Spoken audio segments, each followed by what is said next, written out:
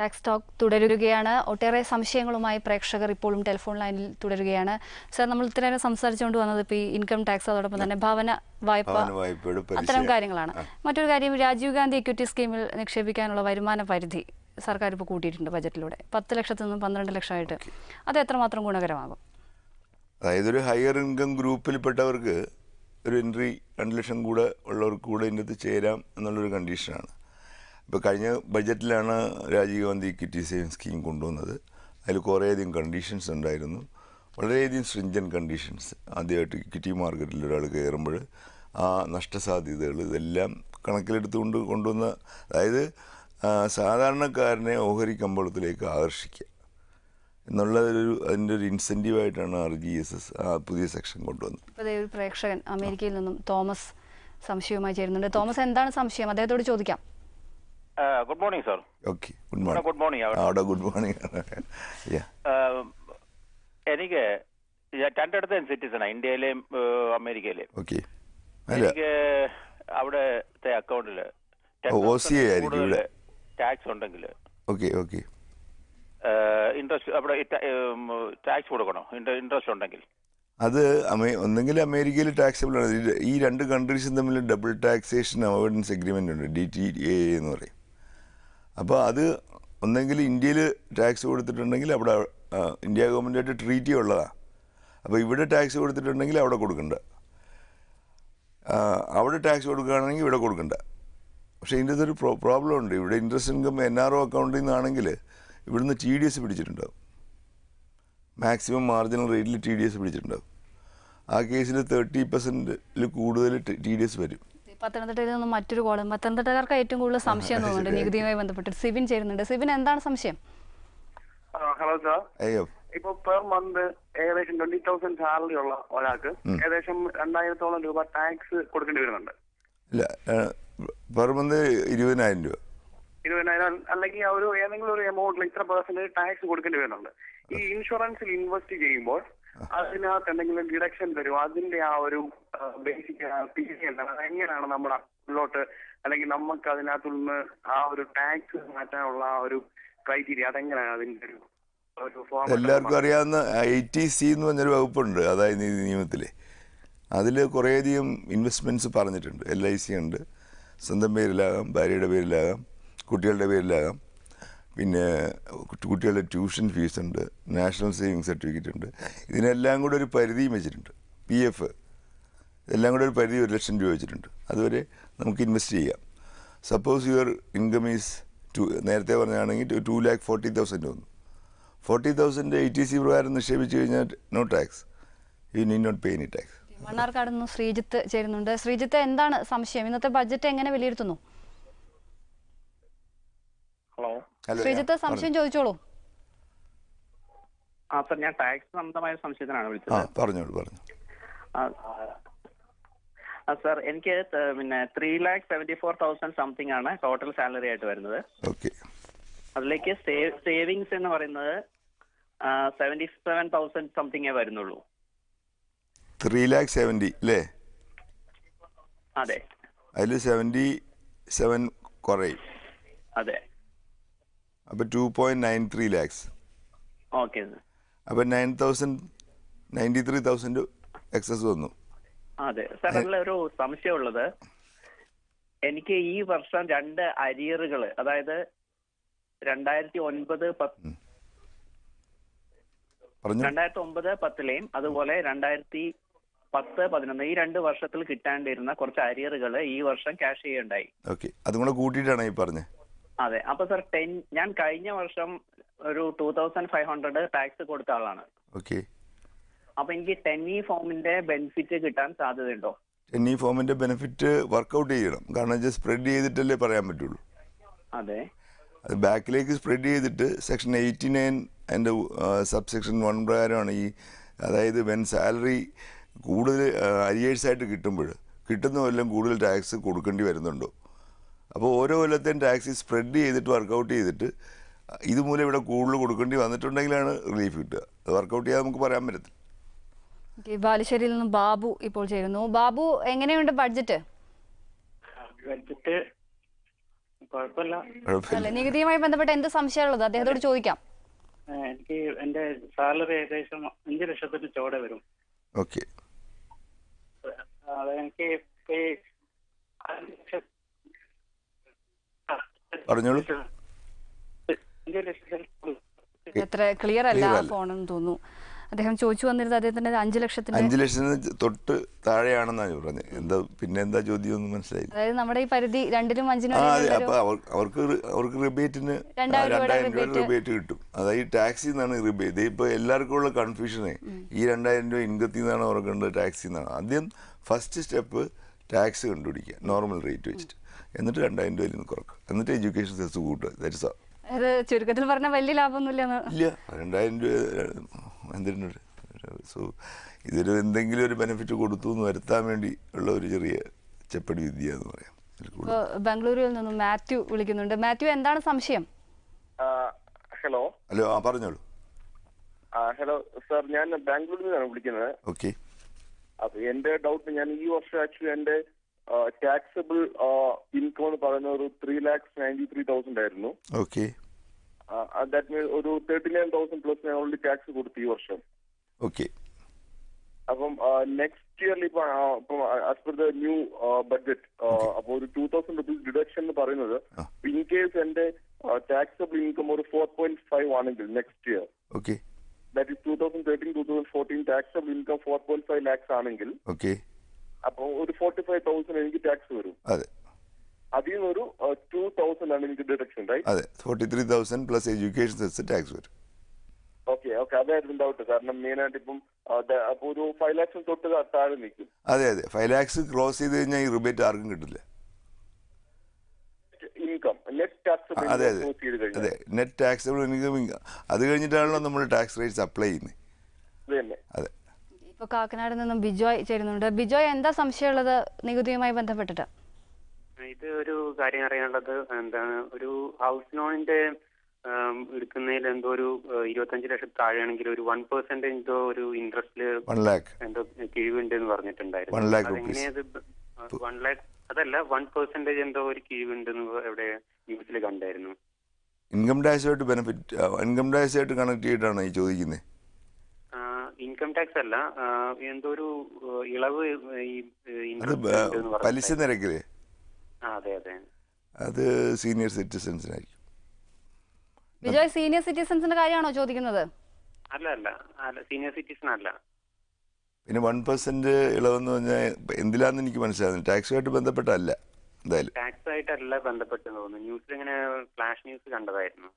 എന്തായാലും അതെന്തോ സീനിയർ സിറ്റിസൺസുമായി ബന്ധപ്പെട്ട് എന്തെങ്കിലും അത്തരത്തിൽ നികുതി ഇളവുകളോ എന്തെങ്കിലും ഈ ബഡ്ജറ്റിലുണ്ടോ? ഈ ബഡ്ജറ്റിൽ ഒന്നുമില്ല, നോ ചേഞ്ച്.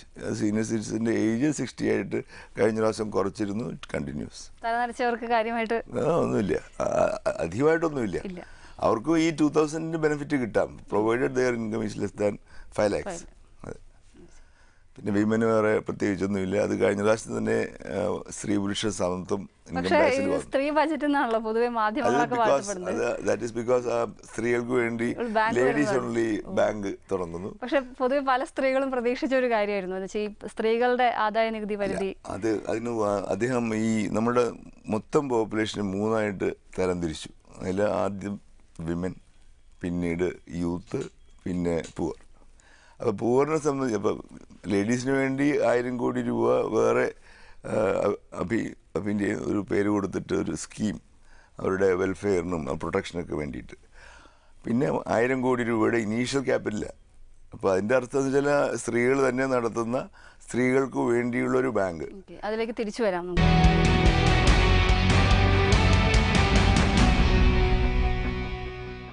ടാക്സ് ടോക്ക് തുടരുകയാണ്. നികുതിയുമായി ബന്ധപ്പെട്ട പ്രേക്ഷകരുടെ സംശയങ്ങൾക്ക് തത്സമയം മറുപടി നൽകുന്നതിനായി നികുതി വിദഗ്ധൻ ജോസഫ് വർഗീസ് നമ്മുടെ സ്റ്റുഡിയോയിൽ ഇപ്പോഴും തുടരുന്നുണ്ട്. ഇപ്പോൾ മഞ്ചേരിയിൽ നിന്നും ഒരു പ്രേക്ഷകൻ ചേരുന്നുണ്ട്.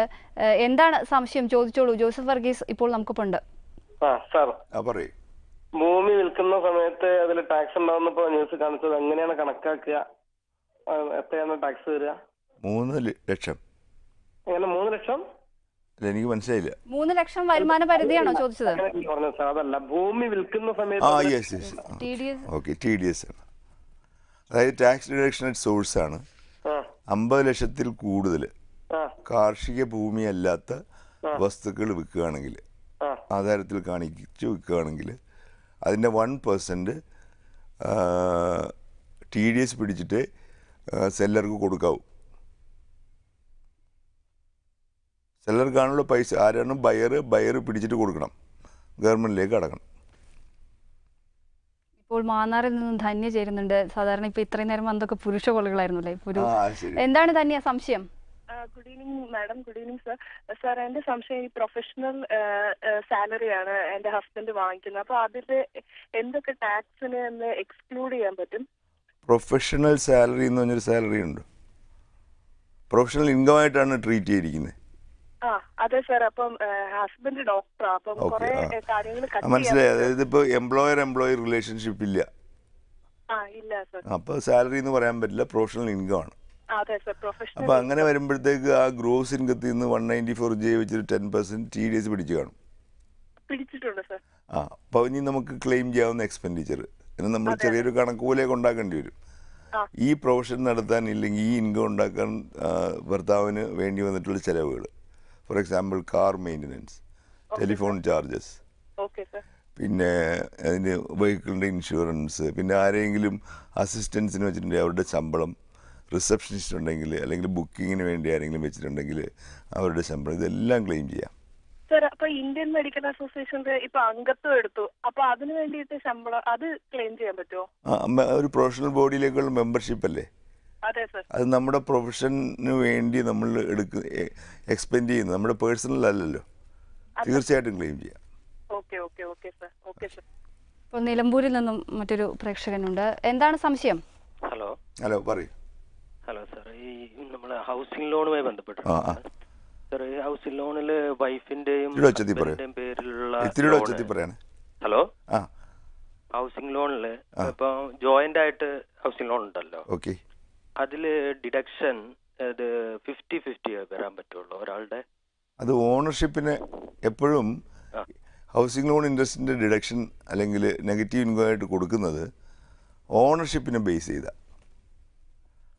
അപ്പോൾ നിങ്ങളുടെ രണ്ടുപേരുടെയും കൂടെ പേരിലാണ് വസ്തുവെങ്കിൽ നിങ്ങൾക്ക് രണ്ടുപേർക്കും 50-50 ആയിട്ട് ക്ലെയിം ചെയ്യാം. ഒരാൾ ഡിഡക്റ്റ് ചെയ്യുന്നില്ല, അതുകൊണ്ട് കാര്യമില്ല. ഇപ്പോൾ ഒരാൾക്ക് നമ്മൾ ഇഷ്ടം അനുസരിച്ച് ഇപ്പോൾ ഒരാൾക്ക് ഇൻകം ഉള്ള ആൾ ഡിഡക്റ്റ് ചെയ്യും, ഒരാൾ ഡിഡക്റ്റ് ചെയ്യുന്നില്ല എന്ന് പറയുന്നത് കൊണ്ട് ഒരാൾക്ക് ഫുള്ളായിട്ട് ക്ലെയിം ചെയ്യാൻ പറ്റില്ല. ഇപ്പോൾ ഗോളിയാറിൽ നിന്നും തോമസ് എന്ന പ്രേക്ഷകൻ ചേരുന്നു. തോമസ്, എന്താണ് ഇന്നത്തെ ബജറ്റ് പ്രഖ്യാപനമൊക്കെ കണ്ടിരുന്നോ? സംശയങ്ങൾ എന്താണുള്ളത്? എന്താണ് നികുതിയുമായി ബന്ധപ്പെട്ട് എന്ത് സംശയമുള്ളത്? നികുതിയുമായിട്ട് ബന്ധപ്പെട്ട് ഞാനൊരു സെൻട്രൽ ഗവൺമെന്റ് എംപ്ലോയി ആണ്. അപ്പൊ എനിക്ക് ഹൗസിംഗ് ലോണിനെ കുറിച്ചൊരു സംശയം ചോദിക്കാം. പറഞ്ഞോളൂ. എല്ലാവർക്കും ഹൗസിംഗ് ലോൺ വീട് തന്നെയാണ് എല്ലാവരും പ്രശ്നം. തോമസ് ചോദിച്ചോളൂ. പറഞ്ഞോളൂ. ചോദ്യം ചോദിച്ചോളൂ. സാർ നമസ്കാരം. ഞാൻ ഗോളിയാറിൽ നിന്നാണ്. പറയൂ. സാർ, ആക്ച്വലി ഞാൻ ഒരു സെൻട്രൽ ഗവൺമെന്റ് എംപ്ലോയി ആണ്. അപ്പം ഞാൻ ഒരു ഹൗസ് ലോൺ എടുത്തിട്ട് ഒരു 10 വർഷങ്ങളായി. ഇപ്പൊ കഴിഞ്ഞ വർഷങ്ങളിലൊക്കെ ഞാൻ ഫോം 12C ആദ്യം ഫില്ല് ചെയ്തിരുന്നു. അപ്പൊ അതിൽ നിന്ന് എനിക്കൊരു 192B ഹെഡിൽ എനിക്ക് അതിന്റെ ഇൻട്രസ്റ്റ് എനിക്ക് എന്റെ ടോട്ടൽ സാലറിയിൽ നിന്ന് ഗ്രോസ് സാലറിയിൽ നിന്ന് എന്റെ ഇൻട്രസ്റ്റ് വരുന്നത് കട്ട് ചെയ്തിട്ടായിരുന്നു ബാക്കി എന്റെ ടാക്സ് നോക്കിയിരുന്നത്. അതുപോലെ 80Cയിൽ എനിക്കൊന്നും കിട്ടിയിരുന്നില്ല. കാരണം 1 lakhന്റെ പരിധിയിൽ ആസിറ്റീസ് എന്റെ PF വരുന്നുണ്ട്. 192B ഹെഡിൽ എനിക്ക് ഇൻട്രസ്റ്റ് ക്ലെയിം ചെയ്ത് കിട്ടിയിരുന്നു. ശരി. അപ്പൊ ഈ വർഷം ഇനിയിപ്പം എങ്ങനെയാണ്? ഞാൻ 12C ഫില്ല് ചെയ്താൽ എനിക്ക് കിട്ടിക്കൊണ്ടിരുന്ന മറ്റേ ഇൻട്രസ്റ്റ് ഒരു 30,000-40,000 രൂപയോളം വരുന്നുണ്ട് ഹൗസിംഗ് ലോണിന്റെ. അതെ. അപ്പൊ അത് സാധ്യതയുണ്ടാവും. പക്ഷെ നിലവിൽ പുതിയ ഈ ബജറ്റിൽ പറഞ്ഞിരിക്കുന്നത് 1/4/2013 ശേഷം എടുക്കുന്ന ലോണിൻ്റെ ഇൻട്രസ്റ്റ് മാത്രമേ ബാധകമായിട്ടുള്ളൂ. അതുകൊണ്ട് താങ്കൾക്ക് അതിൻ്റെ ബെനിഫിറ്റ് കിട്ടില്ല, പഴയ പോലെ തന്നെ കണ്ടിന്യൂ ചെയ്യണം. ഇപ്പോൾ മസ്കറ്റിൽ നിന്നും ഉണ്ണികൃഷ്ണൻ ചേരുന്നു. ഉണ്ണികൃഷ്ണൻ, എന്താണ് നികുതിയുമായി ബന്ധപ്പെട്ട സംശയങ്ങൾ ഉയർന്നിരിക്കുന്നത്? ഹലോ. പറഞ്ഞോളൂ. നമസ്കാരം. ഹലോ. പറഞ്ഞോളൂ. ഉണ്ണികൃഷ്ണൻ ചോദിച്ചോളൂ. എന്താണ് സംശയം എന്ന് വെച്ചാൽ സാറിനോട് ചോദിച്ചോളൂ. പറഞ്ഞോളൂ. ഹലോ ജോസഫ് സാർ, നമസ്കാരം. നമസ്കാരം, പറഞ്ഞോളൂ. സാറേ, ഈ ബഡ്ജറ്റ് ജനപ്രിയമെന്ന് പറയാൻ കഴിയില്ല. കാരണം കള്ളപ്പണം വെളുപ്പിക്കുന്നവരെ കണ്ടുപിടിക്കുവാനായിട്ടോ കള്ളപ്പണം വെളുപ്പിക്കാനായിട്ട് ഉള്ളവരെ തടയിടാനായിട്ട് യാതൊരുവിധ നീക്കവും ഈ ബഡ്ജറ്റിൽ നടത്തിയിട്ടില്ല. ഒന്നത്. രണ്ടാമത്, എന്നെ പോലൊരു ഗൾഫുകാരനെ സത്യത്തില് കോടിക്കണക്കിന് രൂപ അയക്കുന്ന ആൾക്കാരുണ്ട്. അവർക്ക് യഥാർത്ഥത്തിൽ അവർ വെളുപ്പിക്കുന്നത് കള്ളപ്പണം വെളുപ്പിക്കുന്നുണ്ട്. അതിനെ തടയിടാനായിട്ട് ഒരു നിയമവും അത് മിക്കവാറും എല്ലാ ബഡ്ജറ്റും എടുത്ത് നോക്കിയോ അങ്ങനെയുള്ള പ്രൊവിഷൻസ് ഇല്ലല്ലോ. ഇത് ഈ ഒരു ബഡ്ജറ്റിനെ പറ്റി മാത്രം എന്തേത് പറയുന്നു? ഉണ്ണികൃഷ്ണൻ എന്താണ് സംശയം എന്ന് വെച്ചാൽ ചോദിക്കൂ. നികുതിയുമായി ബന്ധപ്പെട്ട് ഉണ്ണികൃഷ്ണൻ എന്തെങ്കിലും സംശയം ഉണ്ടെങ്കിൽ ചോദിക്കാം. മറ്റെന്തോ പൊതുവായ കാര്യം പറയാൻ വേണ്ടിയിട്ട് വിളിച്ചതാണെന്ന് തോന്നുന്നു. നേരത്തെ ഒരു പ്രേക്ഷകൻ ചോദിച്ച പോലെ തന്നെ വസ്തു വിൽക്കുന്ന സമയത്തുള്ള TDS അതെന്താണ് ഈ ബഡ്ജറ്റിൽ എന്തെങ്കിലും അത്തരത്തിൽ കൂടുതൽ പ്രഖ്യാപനങ്ങൾ അങ്ങനെയൊന്നും? അതിൻ്റെ അകത്ത് ഇപ്പോഴേ പല ആൾക്കാരും പാൻ കൊടുക്കാതെ വസ്തു വിൽക്കുന്നുണ്ട്. അപ്പോൾ ഈ വസ്തു വിൽക്കുമ്പോൾ അതിൻ്റെ അകത്ത് ക്യാപിറ്റൽ ഗെയിൻസ്, അതായത് നമ്മൾ വാങ്ങിയ വിലയും വിറ്റ വിലയും തമ്മിലുള്ള വ്യത്യാസത്തിന് ഒരു ടാക്സ് ഉണ്ട്. ഇൻകം ടാക്സിൽ തന്നെ ഉള്ളതാണ്. പക്ഷേ പലരും അത് കൊടുക്കാറില്ല, പാൻ കൊടുക്കില്ല. അപ്പോൾ അതിൽ നിന്നൊക്കെ ഒരു സ്ട്രിക്റ്റായി TDSൻ്റെ ഉദ്ദേശം തന്നെ അതാണല്ലോ. നമ്മൾ കമ്പൽസറി ആയിട്ട് എന്തെങ്കിലും നമ്മുടെ ഇന്ന് പിടിച്ചെടുക്കുക എന്നുള്ളതാണ്. നമ്മൾ വോളണ്ടറി ആയിട്ട് കൊടുക്കില്ല എന്നറിയാം. അതുകൊണ്ട് എല്ലാ വരുമാന സ്രോതസ്സിൽ നിന്നും നിശ്ചിത നിരക്കിലോ അല്ലെങ്കിൽ സ്ലാബ് നിരക്കിലോ, സാലറി ആണെങ്കിൽ സ്ലാബ് നിരക്കിലാണ് TDS പിടിക്കുന്നത്. ഇപ്പോൾ എന്നെപ്പോലുള്ള പ്രൊഫഷണൽസിനാണെങ്കിൽ ഫീസ് കിട്ടുമ്പോൾ 10% വിത്തൗട്ട് എനി എക്സംഷൻ പിടിച്ചിട്ടേ തരുള്ളൂ, 30,000 കൂടുതലാണെങ്കിൽ. അപ്പോൾ അങ്ങനെ ഓരോ മേഖലയിൽ ഇപ്പോൾ ബാങ്ക് ഇൻട്രസ്റ്റ് ആണെങ്കിൽ 10% പിടിക്കുന്നു. ഇതൊന്നും ഒരു അന്തിമമായിട്ടുള്ള നികുതി നിർണ്ണയമല്ല. പലരും വിചാരിക്കും ഞാൻ TDS ഇത്ര കൊടുത്തിട്ടുണ്ട് അതുകൊണ്ട് എനിക്ക് ടാക്സ് ഇല്ല എന്ന് പറയുന്നതിൽ കാര്യമില്ല. You have to file returns. അപ്പോൾ അത് പുതിയൊരു മേഖലയോടെ ഇപ്പോൾ വന്നിരിക്കുകയാണ്. ഇപ്പോൾ ഓൾറെഡി ഈ ഗവൺമെൻറ്റിൻ്റെ കമ്പൽസറി അക്വിസിഷൻ വരും, ലാൻഡ് എടുക്കുന്ന അതിന് ഓൾറെഡി ഉണ്ട്, അതിന് 10% ആണ്. പക്ഷേ കാർഷിക ഭൂമികളെ ഇതിൽ നിന്ന് ഒഴിവാക്കിയിട്ടുണ്ട്. അപ്പോൾ ഇതൊരു പ്രിവെൻറ്റീവ് മെഷറാണ്. അതുമാത്രമല്ല ഗവൺമെൻറ്റിന് ധനസമാഹരണം, ഗവൺമെൻറ് നിലനിൽക്കണമെങ്കിൽ ധനം വേണമല്ലോ. അപ്പോൾ അങ്ങനെയുള്ളൊരു പുതിയ പ്രൊവിഷൻ എന്നുള്ള രീതിയിൽ കണക്കാക്കിയാൽ മതി. 194 എന്നിട്ട് ഇത് പ്രകാരം നമ്മൾ TDS പിടിച്ച് സർക്കാരിലേക്ക് അടച്ചിട്ട് അത് നമുക്ക് ക്രെഡിറ്റ് കിട്ടും. നമ്മുടെ ഈ സാലറിക്കാർക്ക് കിട്ടുന്ന പോലെ തന്നെ നമ്മളുടെ ടോട്ടൽ ടാക്സ് ലയബിലിറ്റിയിൽ നിന്ന് ഇതിന് ക്രെഡിറ്റ് കിട്ടും. പാലക്കാട് നിന്ന് സുനിൽ എന്ന പ്രേക്ഷകൻ ടെലിഫോൺ ലൈനിലുണ്ട്. സുനിൽ, എന്താണ് സംശയം? ഹലോ പറഞ്ഞോളൂ. ഹലോ സാർ, നമസ്കാരം. നമസ്കാരം സാർ, രാജീവ് ഗാന്ധി ഇക്വിറ്റി സ്കീമിൽ 12 lakhs ആക്കിയിട്ടുണ്ടല്ലോ, 10 lakhs. അതെ, 10 lakhs എന്നുള്ള ലിമിറ്റ് 12 lakhs ആക്കിയിട്ടുണ്ട്.